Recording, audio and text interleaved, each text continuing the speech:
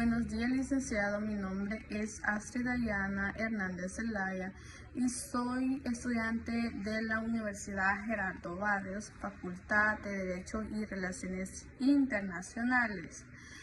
Ahora, como grupo, nos tocará hablar sobre el pensamiento crítico. Comencemos. ¿Qué es el pensamiento crítico? Se dice que el pensamiento es la esencia, es como también la capacidad de interpretar, analizar, evaluar, inferenciar, explicar y autorregular. O sea, cualquier abogado debe tener ese espíritu crítico, es decir, no aceptar cualquier cosa como verdad. La capacidad de pensamiento crítico implica que no aceptemos las cosas como nos vienen dadas, sino pensemos que lo que existe en el pensamiento, en el presente, es lo único o lo mejor posible.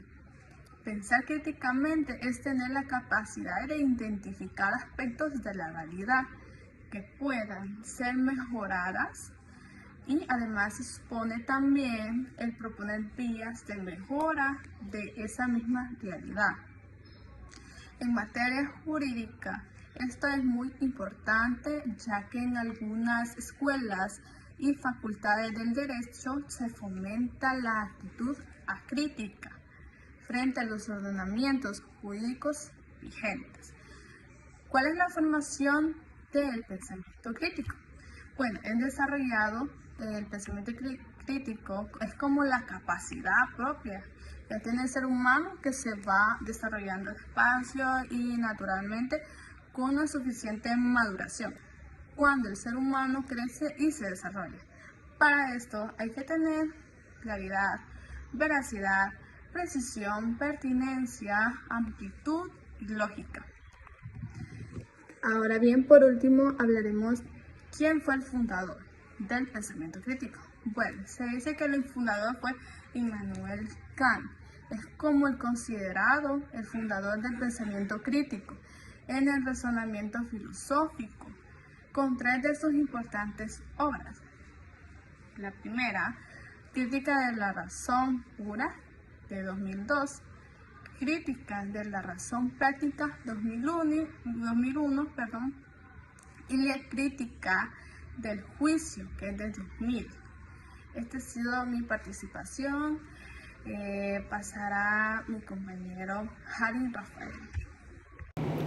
Tenga muy buenos días. Para continuar con la temática del pensamiento crítico, me ha correspondido hablar acerca de las ventajas que posee dicho pensamiento.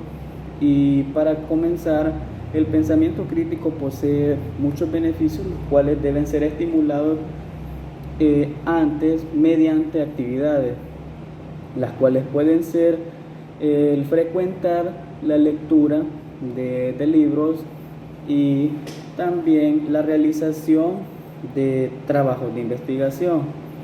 También la participación de actividades educativas, ya sea en formato virtual, para mayor expansión. Y para entrar más en temática, las ventajas en sí del uso de estos pensamientos es que con esta se puede lograr valorar la credibilidad de fuentes de información, las cuales son utilizadas actualmente para, como el nombre lo dice, sacar información, ya sea para actividades educativas, como lo pueden ser tareas o proyectos de investigación, o aclaración de interrogantes que se nos presentan día con día. También mediante su aplicación se pueden identificar argumentos, como así. Se puede identificar si un argumento es legítimo o no legítimo, si está en lo correcto o no. También con este permite, por así decirlo, la extracción de conclusiones de una manera más fácil. Es decir, podemos llegar a una conclusión de forma más factible, ya sea a las problemáticas o algún trabajo que tengamos en nuestra actualidad. Y también al ponerlo en práctica nos cambia rotundamente como persona, debido a que nos volvemos más analíticos y pensamos bien las cosas que vamos a hacer o que vamos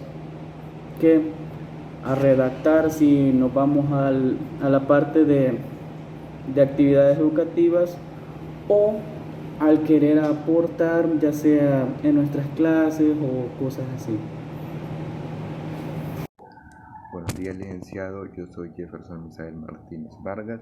A mí me ha tocado hablar sobre los tipos de pensamiento críticos, que son 5. Primero tenemos el pensamiento reactivo, pensamiento lateral, pensamiento lógico, pensamiento unificado y por último el pensamiento creativo, ¿verdad? Entonces, ¿pero qué son estos tipos de pensamiento? Bueno, primeramente tenemos que hablar de lo que es el pensamiento reactivo. El pensamiento reactivo es aquel que está regulado por la memoria, es el más primario, el más básico, podríamos decir, y fundamentalmente que garantiza la supervivencia y la adaptación al medio. Es decir, es aquel que nos ayuda a adaptarnos, es el pensamiento principal, es lo primero, es el funcionamiento que tiene que es prácticamente adaptarse a las situaciones y hacernos sobrevivir. Luego tenemos lo que es el pensamiento lateral, que es aquel que está regulado principalmente por las emociones, por una emoción.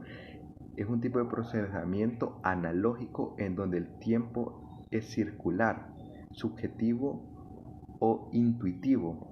Es decir, que este tipo de pensamiento lateral, además de estar ubicado en la parte derecha, es aquel que a través de las emociones nos da un nuevo tipo de pensamiento, algo que no haríamos naturalmente, sino que a través de la emoción, digamos, puede ser la ira, nos dejamos guiar por la ira y nuestros pensamientos son referentes a la ira. Por tercero tenemos el pensamiento lógico. El pensamiento lógico es aquel que se desprende de absolutamente todo lo demás y simplemente piensa de una manera más racional. O sea, aquí no intervienen emociones, no interviene absolutamente nada más que la misma lógica, que es lo que nos hace actuar en el momento. Se podría decir también pensar con la cabeza fría, que muchas personas lo dicen de esa manera. Eso es a lo que se refiere el pensamiento lógico, no dejarse guiar absolutamente por ninguna voz externa, simplemente por la propia lógica. Como cuarto punto tenemos el pensamiento unificado o pensamiento holográfico. En este pensamiento es que a través de la madurez de la persona nos ayuda a navegar de un tipo de razonamiento a otro. Un ejemplo de esto sería pasar del razonamiento lateral al razonamiento lógico, pero esto es a través de la experiencia y de la madurez que las personas tienen. No toda persona puede controlar sus emociones y pensar de manera lógica o viceversa.